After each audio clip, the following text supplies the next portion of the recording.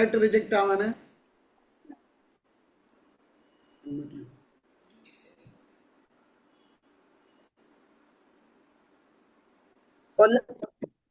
ഒന്നും പറഞ്ഞില്ലായിരുന്നല്ലോ സാറേ. അപ്പൊ ചേച്ചി എക്സാം കൊടുത്തു, ഓഡിയോ അയച്ചു കൊടുത്തു, പിന്നെ ഓഡിയോ അയച്ചു, ഗ്രാമർ ഫുള്ള് കിട്ടി, എന്നിട്ടും റിജക്റ്റ് ആയോ? ചേച്ചിയുടെ പേരും PNR നമ്പറും എനിക്ക് അയച്ചതാ. കാരണം നമുക്ക് ട്രെയിനർമാര് വേണം, റിജക്ഷൻ അത് പാടില്ല. കാരണം എന്താ വെച്ചാൽ മലയാളികളെ നാട്ടിൽ കാര്യമൊന്നും പറഞ്ഞില്ല, പ്രൊനൗൺസിയേഷൻ ശരിയാകാത്തോണ്ടായിരിക്കും. ഇല്ല, അത് കുഴപ്പമില്ല. നമുക്ക് അതിപ്പോ ഗുരുവായൂർ അകത്തിരിക്കുന്ന നമ്മുടെ ഭഗവാനോട് ചോദിക്കേണ്ടി വരും. അത് തന്നത് ചേച്ചിക്ക് തന്നത് അദ്ദേഹമാണ്. അതിപ്പോ ആരും ആരുടെയും കുറവാണ് എന്ന് പറഞ്ഞു കഴിഞ്ഞു കഴിഞ്ഞാൽ പിന്നെ എല്ലാ ട്രെയിനർമാരുടെയും ഇന്റർവ്യൂ എടുക്കേണ്ടി വരും. ചേച്ചി എനിക്ക് പേരും PNR നമ്പറും ഒന്ന് അയച്ചു തന്നാട്ട് കേട്ടോ.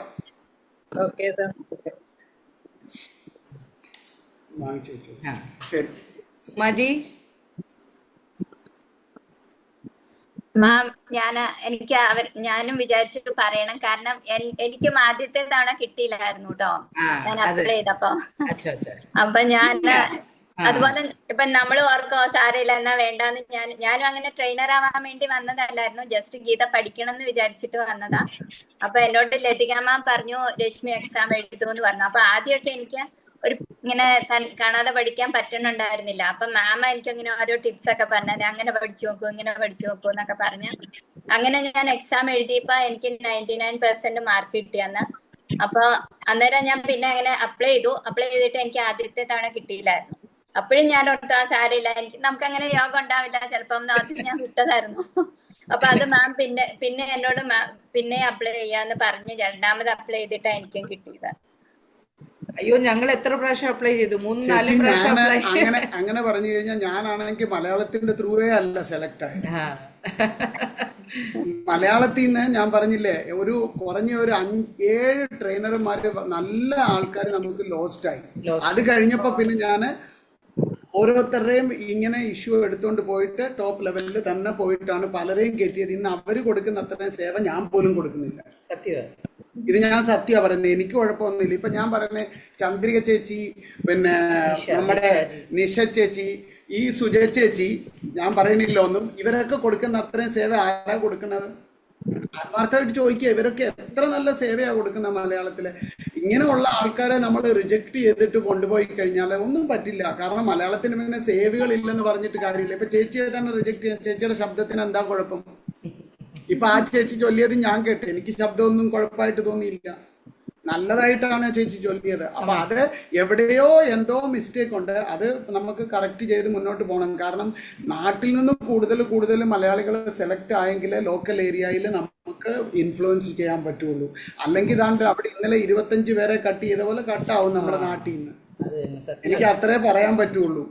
കാരണം ആ ലെവലിലേക്ക് നമ്മൾ അധപ്പതിക്കുകയാണ്. കാരണം എനിക്ക് വിഷമം എന്തുകൊണ്ടാന്ന് വെച്ച് കഴിഞ്ഞാൽ നമ്മളിൽ പലരും ഇപ്പോഴും ഈ സത്യം മനസ്സിലാക്കുന്നില്ല. പരസ്പരം സപ്പോർട്ട് ചെയ്യേണ്ടതിന് പകരം ഇപ്പോഴും പെറ്റി ഈഗോ വെച്ചിട്ട് നമ്മൾ പരസ്പരം എന്താ ചെയ്യാണ്, ഒരാൾ നല്ലതാന്ന് പറയാൻ നമുക്ക് മടിയാ.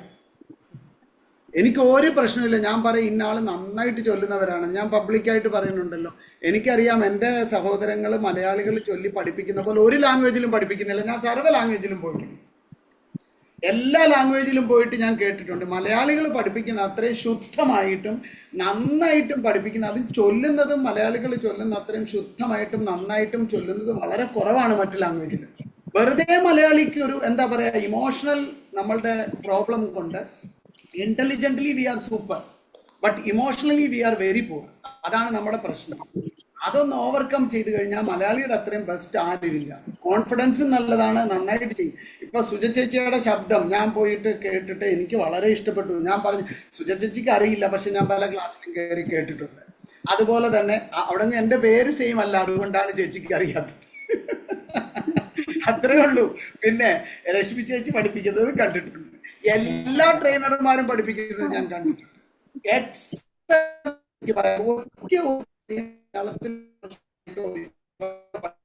എനിക്ക് പറയാം, ഇപ്പൊ ഇവിടെ ശ്രീധർ ബാബുജി ഇവിടെ ഇരിപ്പുണ്ട്, പറയട്ടെ, ഏതെങ്കിലും ഒരു മലയാളി ട്രെയിനർ ടീച്ചിങ് ലെവലില് അവരുടെ താങ്കളുടെ അഭിപ്രായം എന്താണ്?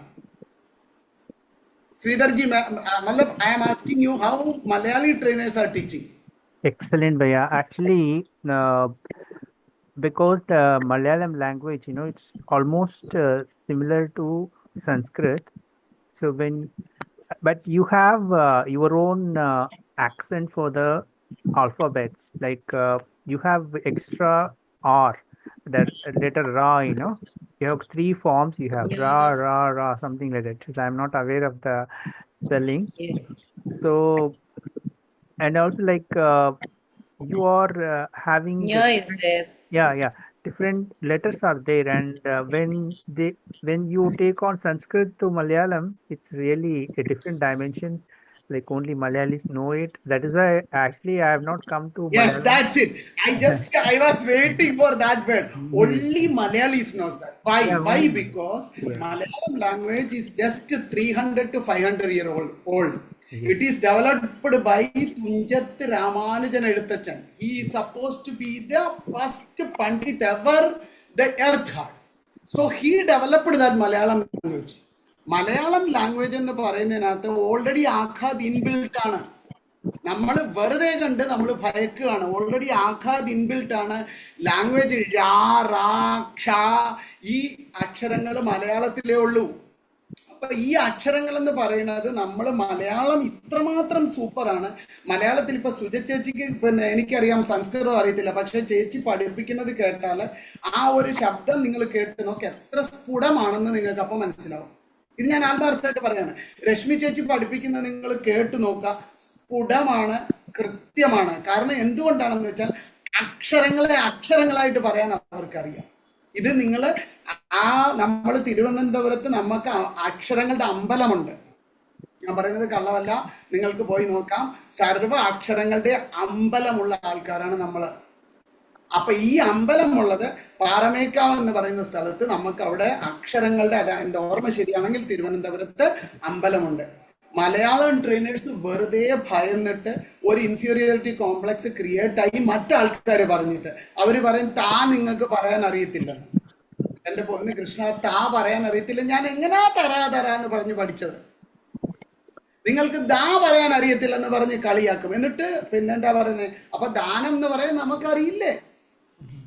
അപ്പോ ഇത് കേട്ടിട്ട് നമ്മൾ വെറുതെ വറീഡ് ആവുകയാണ്. എന്ന് പറഞ്ഞാൽ നമ്മളുടെ കോൺഫിഡൻസിനെ അവർ അടിച്ചൊതുക്കുക എന്നുള്ളത് നമ്മൾ മനസ്സിലാക്കുന്നില്ല. ദാറ്റ് ഇസ് വാട്ട് എനിക്ക് പറയാനുള്ളത്. ദയവ് ചെയ്ത് മുന്നോട്ട് വരിക. ഒരു കുറവും നമുക്ക് മലയാളത്തിലില്ല. നമുക്ക് മലയാളത്തിൽ എക്സ്ട്രാ അക്ഷരമുണ്ടെന്ന് ശ്രീധർ ബാബുജി പറഞ്ഞത് എക്സലന്റ് ആയിട്ട്, അദ്ദേഹം അത് അവിടെ എറണാകുളത്ത് നിന്നുകൊണ്ട് അദ്ദേഹത്തിന് അത് മനസ്സിലായതുകൊണ്ട് പറഞ്ഞ ഒപ്പീനിയനാണ്. Is true. അതുകൊണ്ട് പുള്ളിക്കാരൻ പറഞ്ഞു അത്. കാരണം എന്താന്ന് വെച്ച് കഴിഞ്ഞാൽ നമ്മൾ മനസ്സിലാക്കേണ്ടത് മലയാളത്തിൽ നമ്മൾ വളരെ മുമ്പോട്ട് വരണം. മലയാളികൾ മുന്നോട്ട് വന്നെങ്കിലേ നമ്മൾക്ക് കേരളത്തിന് രക്ഷയുള്ളൂ. നിങ്ങൾക്ക് അമ്പലവും നിങ്ങൾക്ക് മെയിൻറ്റെയിൻ ചെയ്യാൻ ഒക്കെ ഉള്ളതാണ്. ഇപ്പൊ നമ്മൾ ഇവിടുന്ന് ആ നാടിനെ നമ്മൾ സംരക്ഷിച്ചില്ലെങ്കിൽ പിന്നെ എന്താണ്? ഭാർഗവരാമന്റെ ഭൂമിയാണത്. നമ്മുടെ മെയിൻ അമ്പലങ്ങൾ രണ്ട് ദിക്കും സംരക്ഷിച്ചുകൊണ്ടിരിക്കുന്ന ആരാ? ഒന്ന് പത്മനാഭൻ, ഒന്ന് ഗുരുവായൂരപ്പൻ. രണ്ട് എൻഡിലും ഇരിക്കുകയാണ്. എന്നിട്ട് ഇടയ്ക്കുള്ള മലയാളികളെ നോക്കുക. അപ്പൊ നമ്മൾ തലയും കുനിച്ചോണ്ട് മുങ്ങിക്കഴിഞ്ഞാൽ എവിടെ ശരിയാവും? നമുക്ക് ചെയ്തേ പറ്റൂ. നമ്മൾക്ക് അതിനെ ഡെവലപ്പ് ചെയ്തേ പറ്റൂ. അതിനു വേണ്ടിയിട്ട് എല്ലാവരോടും പറയാണ്, പ്ലീസ് കം ഫോർവേഡ്. എന്തെങ്കിലും സേവ കൊടുക്കുക. മലയാളം നമുക്ക് വളരെ ശക്തമാക്കണം. എന്താ പറയുക, ഈ കമ്മ്യൂണിസ്റ്റുകാർ മുദ്രാവാക്യം വിളിക്കില്ലേ, സംഘടിച്ചു ശക്തരായി വരാൻ പറഞ്ഞിട്ട് പറയില്ലേ എന്ന് പറഞ്ഞ പോലെ നമുക്കതിനെ നേരെ അങ്ങ് തിരിക്കാം. എന്താ പറഞ്ഞത്? നമുക്കൊന്നിച്ച് എന്താ പറയാ, ഈ അറ്റ്ലീസ്റ്റ് കുട്ടൻ കുഞ്ഞ് പറഞ്ഞതുപോലെ സിന്ദാബാദ് എന്ന് പറഞ്ഞ് മുമ്പിൽ പറഞ്ഞ ആള് പറഞ്ഞത് ശരിയാണെങ്കിലും പറഞ്ഞ് നമുക്ക് മുന്നോട്ട് പോകാം. ഇത് ശ്രമിക്കുക. എല്ലാവരോടുമുള്ള യാചനയാണ്. ഞാൻ എല്ലാവരോടും പറയുന്നത് മുന്നോട്ട് വരിക. നിങ്ങൾ ഓരോരുത്തരും ഓരോ ഒറ്റയാൾ പട്ടാളമാവുക. ഒരു വിവേകാനന്ദ സ്വാമി വിചാരിച്ചപ്പോൾ എത്ര വലിയൊരു ചേഞ്ച് മാറ്റാൻ നമ്മുടെ സനാതന ധർമ്മത്തിന് വരുത്താൻ സാധിച്ചോ? ഒരു ജഗദ്ഗുരു ആദിശങ്കരൻജി വിചാരിച്ചപ്പോൾ എത്ര മാറ്റം വരുത്താൻ സാധിച്ചോ? ഒരാള് ബംഗാളിയാണെങ്കിൽ ഒരാള് നമ്മുടെ ആളാണ്. അത്രയെങ്കിലും മനസ്സിലാക്കുക. ഒന്ന് മുന്നോട്ട് വരിക. ചേച്ചി ഇനിയും അപ്ലൈ ചെയ്യാം. എന്നിട്ട് എന്താ റിസൾട്ട് കിട്ടുന്നതെന്ന് വെച്ചാൽ പറയണേ. അത് ഒരു അപേക്ഷയാണ്. ഒരു അപ്ലൈ ചെയ്ത ഒരാളും, കാരണം എനിക്ക് എത്ര പേര് നഷ്ടപ്പെട്ടു എന്നറിയാമോ? ഞാൻ ടോപ്പ് ലെവലിൽ വരെ പോയിട്ട് ഞാൻ ഇതിനു വേണ്ടിയിട്ട് ഫൈറ്റ് ചെയ്തിട്ടുണ്ട്. ഒരു ഡോക്ടർ കേശവ മേനോൻ, ഈ ഷിജിൽ ദീദി, ഇവരൊക്കെ എൻ്റെ ക്ലാസ്സിൽ പഠിച്ച് ഗീതാ വൃത്തിയായവരാണ്. ഷിജിൽ ഗീതാവൃതി എന്റെ സ്റ്റുഡന്റ് ആണ്, ഞാൻ പഠിപ്പിച്ച സുധാ കാമത്ത്. ഈ രണ്ടുപേരും അവിടെ സ്റ്റേജിൽ വന്ന് രണ്ടുപേരും എന്റെ സ്റ്റുഡൻസ് ആയിരുന്നു, ഗീതാവൃതിയാക്കിയവരാണ് ഞാൻ. അപ്പൊ ഈ ഗീതാവൃതി ഇപ്പൊ സുധച്ചേച്ചി 12 ചാപ്റ്റർ എന്റെ ക്ലാസ്സിൽ പഠിച്ചതാണ്. പിന്നെ ഒരു മോൻ അവിടെ വന്നിരുന്നു, ആ കുഞ്ഞ്, അവൻ 12 ചാപ്റ്റർ ക്ലിയർ ആയതാണ്. ഇങ്ങനെ കുറെ പേരായിട്ടുണ്ട്. അപ്പൊ നിങ്ങൾ ശ്രമിക്കുക. ഞാൻ ഇനിയും കൂടുതൽ ഇരുന്ന് കഴിഞ്ഞാൽ നിങ്ങൾ കൂടുതൽ ഇതിലാവും. ഞാൻ പോട്ടെ, രാധേ കൃഷ്ണ. എനിക്ക് 9 മണിയുടെ ക്ലാസ് ഉണ്ട്. Okay okay. സുമാജിയും 2 വാക്ക് പറഞ്ഞോളൂ.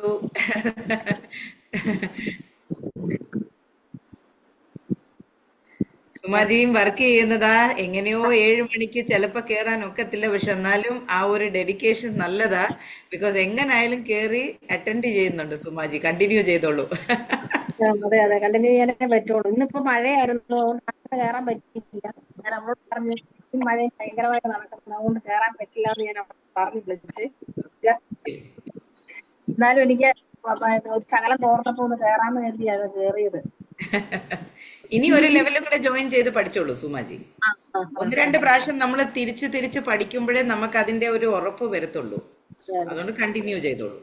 ബിക്കോസ് ഏത് സമയം വേണേലും ജോയിൻ ചെയ്യാം, ഏത് ലെവൽ വേണേലും നമുക്ക് ജോയിൻ ചെയ്യാം. അത്രയും അവർ ഡെവലപ്പ് ചെയ്ത് വെച്ചിട്ടുണ്ട് ഗീതാ പരിവാറിൽ. അറിയത്തില്ലെങ്കിൽ ആരെങ്കിലും വിളിച്ച് ചോദിച്ചോളൂ. അഡ്മിൻ ടീമിന്റെ നമ്പേഴ്സ് ഒക്കെ ഉണ്ട് അവിടെ. അപ്പൊ ഏത് സഹായം വേണമെങ്കിലും ഞങ്ങൾ എല്ലാവരും ഉണ്ട്. അപ്പൊ എന്തെങ്കിലും ഈ റിലേറ്റഡ് ടു ഗീതാ പരിവാർ അല്ലെ ഭഗവത്ഗീത എങ്ങനെയും ചൊല്ലി പഠിച്ചോളൂ. പിന്നെ വിഷ്ണു സഹസ്രനാമം ക്ലാസ്സസും ജോയിൻ ചെയ്തിട്ടുണ്ട്, ഇപ്പൊ തുടങ്ങിയിട്ടുണ്ട് മലയാളത്തില്. അങ്ങനെ ഓരോ സ്റ്റെപ്പ് വൈസ് അവര് തുടങ്ങുന്നുണ്ട്, ഓരോ ലെവല്. രാം രക്ഷാ സ്തോത്രമുണ്ട്, അതെല്ലാം വേറെ ലാംഗ്വേജിലാണെങ്കിലും പക്ഷെ അത് ഇത് നിന്ന് പഠിച്ചോളൂ. വേറെ ഓരോ ലെവൽ വെച്ച് പഠിച്ചോളൂ. അതൊരു റിക്വസ്റ്റാണ് എല്ലാവരുടെയും. സുജാജി ഒരു എൻഡിങ് പറഞ്ഞോളൂ. നമ്മുടെ മെയിൻ ആങ്കറാ സുരാജി, സത്യം പറഞ്ഞ. അതെ ദീദി, എന്റെ കറണ്ട് ഇപ്പൊ പോയി, അതുകൊണ്ട് ഞാൻ പിന്നെ തിരിച്ച് മൊബൈലിലേക്ക് പോയി, അതുകൊണ്ട് എന്നെ കാണത്തില്ല. ഓക്കെ ഓക്കെ, എന്നാലും 2 വാക്ക് പറഞ്ഞോളൂ സുജാജി. അയ്യോ, എനിക്ക് ഇത്രയും വരെ സന്തോഷം വേറെ ഒന്നുമില്ല, എനിക്കൊന്നും പറയാനില്ല. അതുപോലെയാണ് ഞാൻ ഫുൾ ടൈം ഇതിനകത്താ. വെളുപ്പിന് 5 മണിക്ക് ഇതിനകത്ത് കേറുന്നതാ. ചെയ്യാൻ പറ്റുന്നൊക്കെ ചെയ്യും. പിന്നെ അതുപോലെ എല്ലാത്തിനകത്തും ഉണ്ടല്ലോ, ടെക്കിന്റെനകത്തും ട്രെയിനറിനകത്തൊക്കെ വാട്സപ്പ് ഗ്രൂപ്പിലുള്ളത് കൊണ്ട് എവിടെയൊക്കെ വേക്കൻസി ഉണ്ട് അവിടെ എല്ലാം ഞാൻ ഇടയ്ക്കിടയ്ക്ക് ചാടിക്കയറും. അത് വിളിച്ചാലും ഞാൻ നോ പറയത്തില്ല. എനിക്ക് അന്നേരം ക്ലാസ് ഇല്ലാത്ത ടൈം ആണെങ്കിൽ ഞാൻ അതിനകത്ത് കയറും. ആ 40 മിനിറ്റ് ഞാൻ എല്ലാവരോടും പറഞ്ഞ, നമ്മുടെ ഇപ്പം കുറച്ചു പേര് ഉള്ളെങ്കിലും ആ 3 ശ്ലോകമേ പഠിക്കണുള്ളേലും അത്രയും പ്രാവശ്യം നമ്മള് ചൊല്ലുന്നുമുണ്ട്, അവര് ചൊല്ലുന്നത് കേൾക്കുന്നതുമുണ്ട്. എനിക്ക് കൂടുതലും നമ്മൾ കേൾക്കുന്നതിനോടാണ് എനിക്ക് കൂടുതലും ഇത് വരുന്നത്, മനസ്സിലായി വരുന്നത്. കേൾക്കുമ്പം അത് തമ്മിലുള്ള വ്യത്യാസം, പലരാകുമ്പം പല സൗണ്ടില് പല ഉച്ചാരണത്തിലല്ലേ പറയണത്. അപ്പൊ നമുക്ക് ഉച്ചാരണം നമുക്കത് പഠിക്കാൻ പറ്റും. ഞാനിപ്പോ എല്ലാവരോടും ഞാൻ പറയുന്നത്, ഇപ്പൊ എനിക്ക് പഠിപ്പിക്കാൻ വേണ്ടിയിട്ടല്ല, എനിക്ക് പഠിക്കാൻ വേണ്ടിയിട്ട് നമ്മളിങ്ങനെ ചെയ്യുമ്പം അങ്ങനെയാണ് അങ്ങനെ നമ്മൾ പഠിക്കുള്ളൂ. അല്ലാതെ നമ്മൾ സ്വന്തം പഠിച്ചു കഴിഞ്ഞാൽ അങ്ങനെ വരത്തില്ല. എന്ന് വെച്ചാൽ അതിന് നമുക്ക് വ്യത്യാസം അറിയത്തില്ലല്ലോ, ഏതാണെന്ന് ശരി ഏതാ തെറ്റ് നമുക്കറിയത്തില്ല. അപ്പൊ നമ്മൾ വേറൊരാൾക്ക് പറഞ്ഞു കൊടുക്കുമ്പോ ഏതായാലും തെറ്റ് പറഞ്ഞു കൊടുക്കാൻ നമുക്ക് തോന്നത്തില്ല. അപ്പൊ നമ്മൾ അത് പഠിക്കുകയും ചെയ്യും. വേറൊരാൾ ഇങ്ങനെ ചൊല്ലുമ്പം അത് തിരിച്ച് അങ്ങനെ വരുമ്പോഴേ നമ്മളത് മനസ്സിലാകത്തുള്ളൂ. നമ്മളത് മനസ്സിലാക്കി കഴിഞ്ഞ് കഴിഞ്ഞാൽ നമുക്കത് ഉറച്ചിരിക്കും, പിന്നെ പോവത്തില്ലല്ലോ. അപ്പം അതുപോലെ ടെക്കാണേലും ടെക്കായിട്ട് കയറുമ്പോഴും നമ്മൾ ചൊല്ലുന്നില്ലെങ്കിലും കേൾക്കുന്നുണ്ടല്ലോ. എത്ര പേരുണ്ടെങ്കിലും അത്രയും പേരുടെ കേൾക്കാം. ഒരു ദിവസം 3 ശ്ലോകമേ ഉള്ളെങ്കിലും ആ 3 ശ്ലോകം കേൾക്കുന്നുണ്ട്. 10 പേര് ഉള്ളെങ്കിലും ആ 10 പ്രാവശ്യം 30 പ്രാവശ്യം ആ ശ്ലോകം കേൾക്കുന്നുണ്ട് നമ്മള്. അതുപോലെ ഉച്ചാരണ ശുദ്ധി എന്ന് പറയുന്നത് ആ ഓരോ നമ്മുടെ ശരീരത്തിൽ ഓരോ അക്ഷരങ്ങൾക്കും ഓരോ സ്ഥാനങ്ങളുണ്ടല്ലോ. ആ ഓരോ സ്ഥാനങ്ങളെ നമ്മൾ ഉണർത്തുക ചെയ്യുന്നത് ആ അക്ഷര സ്ഫുടതയോടുകൂടി ചെയ്യുമ്പോഴേക്കും. അപ്പം അത് ഓരോ പ്രാവശ്യം നമ്മൾ കേൾക്കുമ്പോഴും നമ്മൾ സ്വന്തം പറയുമ്പോഴും അതിന് ക്ലാരിറ്റി കൂടി വരത്തിയുള്ളല്ലോ. അപ്പൊ അങ്ങനെ ആവുമ്പോഴേക്കും നമ്മൾ ഓട്ടോമാറ്റിക്കലി നമ്മൾ അറിയാതെ തന്നെ നമ്മുടെ മനസ്സ് പ്യൂരിഫൈ ആയി വരുന്നുണ്ട്. സത്യവാദം കറക്റ്റാ അത്. ബിക്കോസ് നമ്മൾ വേറെ സേവ ചെയ്ത് നമ്മൾ കേട്ടും കണ്ടും തിരുത്തിയും, അത് മാത്രമല്ല ഞാൻ പറയുന്ന കുറെ കാര്യങ്ങൾ ഞങ്ങൾ സത്യം പറഞ്ഞ സാധകര് പറയുമ്പോഴാണ് ഞങ്ങൾ മനസ്സിലാക്കുന്നത്. ബിക്കോസ് കറക്റ്റാ അത്.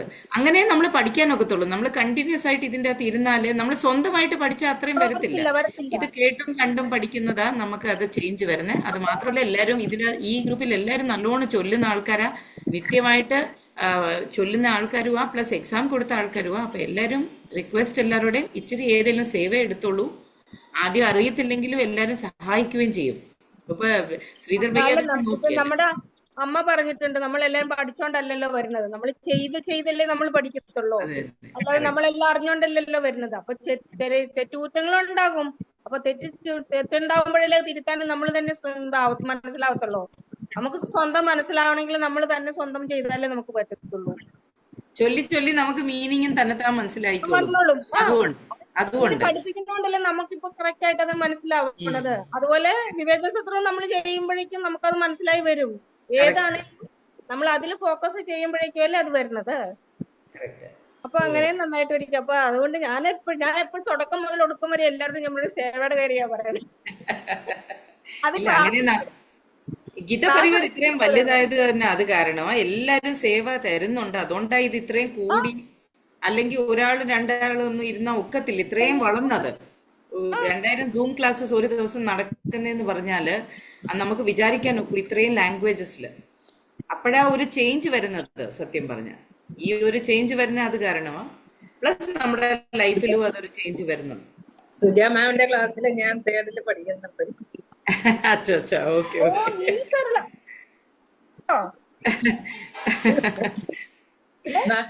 4 തൊട്ടുള്ള അത് ഈ രീതിയാണോ 4 തൊട്ട് 4 എന്താ വരുന്നത്? 4 തൊട്ട്? അതെ അതെ. ഓ ശരി. അങ്ങനെ ക്യാമറ ഓൺ ആക്കത്തില്ലല്ലോ, പിന്നെ എങ്ങനെ? അതാ ഞാൻ വെച്ചൊന്ന് പരിചയപ്പെട്ടായിരുന്നു മാമിനെ. ശരി. ഓക്കെ. അപ്പൊ എങ്ങനെയുണ്ട് പഠിപ്പിക്കുന്നത്? ദീദി കേൾക്കുന്നുണ്ടല്ലോ, എന്ന് പറഞ്ഞ എങ്ങനെയുണ്ട്? അടിപൊളിയാ. അയ്യോ Priya, you will like to say something, conclude? അല്ല, ഞാനാണെങ്കിൽ ഇപ്പൊ കയറിയതേ ഉള്ളൂ, 1 വർഷമേ ആയിട്ടുള്ളൂ. ഇല്ലില്ല, നല്ല ചേഞ്ച് ഉണ്ട് സുജാജി. ഭഗത് സ്വരൂപുകളായ നിങ്ങൾ എല്ലാവർക്കും വളരെ വളരെ നന്ദി. ഗീതാ പരിവാറിന് വളരെ നന്ദി. ഇങ്ങനെ ഒരു മഹാഭാഗ്യം ഉണ്ടായി. ഞാൻ ആദ്യം നോക്കിയപ്പോൾ ഒരു പരിചയസത്രം ഇങ്ങനെയുണ്ടായി. അപ്പോൾ ആനന്ദോത്സവം പരിചയസത്രവും രണ്ടും ആനന്ദോത്സവം പോലെയുണ്ട്. അപ്പോൾ നിങ്ങളെ സാക്ഷാത് ഭഗവത് സ്വരൂപുകളായതുകൊണ്ട് അത്യന്ത ഭക്തിപൂർവ്വം നിങ്ങളെ ചാർദാമയാത്ര പൂർത്തിയാക്കി ഇപ്പോൾ വീണ്ടും സുധാജി പറഞ്ഞ പോലെ വീണ്ടും റീജോയിൻ ചെയ്യുക, സേവകൾ ചെയ്യാൻ മുമ്പോട്ട് വരണം. ഞങ്ങളെ ഗീതാ പരിവാറിലെ സേവ ചെയ്തിട്ട് അനന്തമായ ആനന്ദം, നമുക്ക് ഭഗവാനുടെ സേവ കൊണ്ട് കിട്ടുന്ന ആനന്ദം അനന്തമാണ്. അത് എപ്പോഴും ഉണ്ടാകും. അത് ഗുരുനാഥപി വിചാല്യത്തെ എന്ന ഒരു വാക്യമുണ്ട് ഭഗവത്ഗീതയിൽ. നമുക്ക് അചഞ്ചലമായ ഒരു നിശ്ചലതയുടെ ഒരു ആനന്ദം കിട്ടും. അങ്ങനെ ഭഗവാനെ സേവിക്കാനും ഗീതാ പരിവാർ നമുക്ക് ഒരു മഹാഭാഗ്യം ഉണ്ടാക്കി. അതുകൊണ്ട് ഭഗവത്ഗീത പഠിക്കാം, പഠിപ്പിക്കാം, നിങ്ങളെ ആ ഒരു ദിവ്യാനന്ദം അനുഭവിക്കാം. ഭഗവാൻ നിങ്ങളെ എപ്പോഴും അനുഗ്രഹിക്കട്ടെ. സുധാജിക്കും സുജാജിക്കും വളരെ വളരെ നന്ദി. എനിക്ക് ഒരു ബുദ്ധിമുട്ടും ഉണ്ടാക്കിയിട്ടില്ല. എല്ലാം സുഖമായിട്ട് യാത്ര പൂർത്തിയാക്കി, ഭഗവാൻ പൂർത്തിയാക്കി. ഇത് ഇന്നും ഞാൻ 2 ബാച്ച് GC ആയിട്ട് സേവ് ചെയ്തു. അനിൽ ബായിയുടെ ബാച്ച് 9 മണിക്ക്, പിന്നെ സ്മിത സോമനാഥ് ഞങ്ങളുടെ ചീഫ് ഗസ്റ്റ് ഉണ്ടല്ലോ, സ്മിത സോമനാഥിയുടെ 10 മണി ബാച്ച് GC ആയിട്ടുണ്ടായി. വളരെ സരളമായിട്ട് ഭഗവാന്റെ അനുഗ്രഹം കൊണ്ടു. എനിക്കറിയാം ഭഗവാന്റെ അനുഗ്രഹം എല്ലാം തീർക്കും, ഒന്നും പേടിക്കാനില്ല. ഭഗവാൻ അങ്ങനെ അത്രയും കാരുണ്യമുള്ളവനാണ്. ഒരു അമ്മയുടെ സ്നേഹം, ഭഗവാനുടെ കാരുണ്യം ആർക്കും വർണ്ണിക്കാൻ പറ്റില്ല. അതുകൊണ്ടാണ് എല്ലാ ഋഷികളും മൗനിയായി. അത്രയും ഭാഗ്യമാണ് ഭഗവാൻ. അതൊരു നമുക്ക് മനസ്സിനെ അത് അറിയില്ലാത്ത ഒരു മഹത്താണ്. യഥോ വാചോ നിവർത്തന്തി അപ്രാപ്തി മനസാഹ എന്ന് ഉപനിഷത്ത് പറയുന്നുണ്ട്. സോ അവിടെ മനസ്സിനെ, വാക്കിനെ അവിടെ പോകാൻ പറ്റില്ല. സോ ഇറ്റ്സ് ലൈക്ക് അനന്തമാണ്. നമുക്ക് എന്തെങ്കിലും ലിമിറ്റഡ് ആയാൽ നമുക്ക് അതിനെ മനസ്സിലാക്കാൻ കഴിയും. അത് അനന്തമായതുകൊണ്ട് അവിടെ ഒരു നിശ്ചലത ഉണ്ടാകും. ഒരു ദിവ്യാനന്ദം ഉണ്ടാകും. അങ്ങനെ നമുക്ക് ദിവ്യാനന്ദം തരുന്ന ഭഗവാൻ നിങ്ങൾ എപ്പോഴും ധ്യാനിക്കട്ടെ, ഭജിക്കട്ടെ. ഒരു ചെറിയ സുഭാഷിതം പറയാം.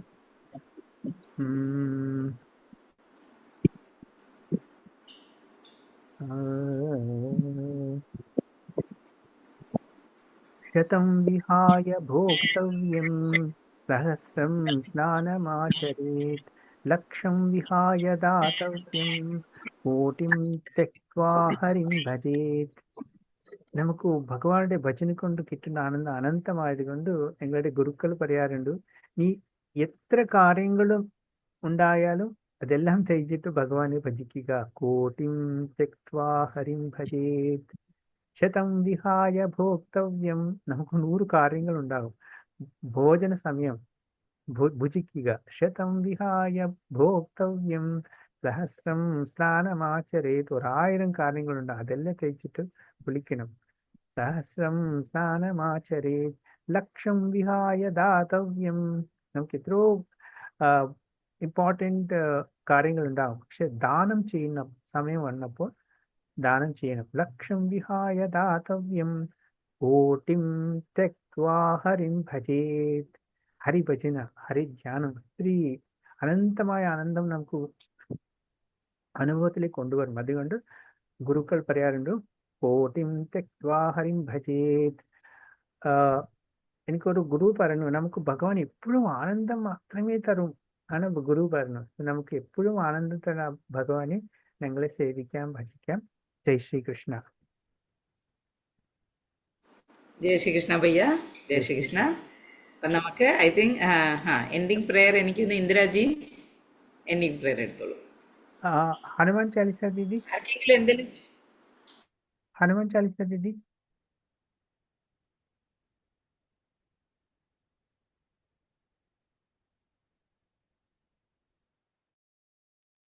ജയ് ശ്രീകൃഷ്ണ.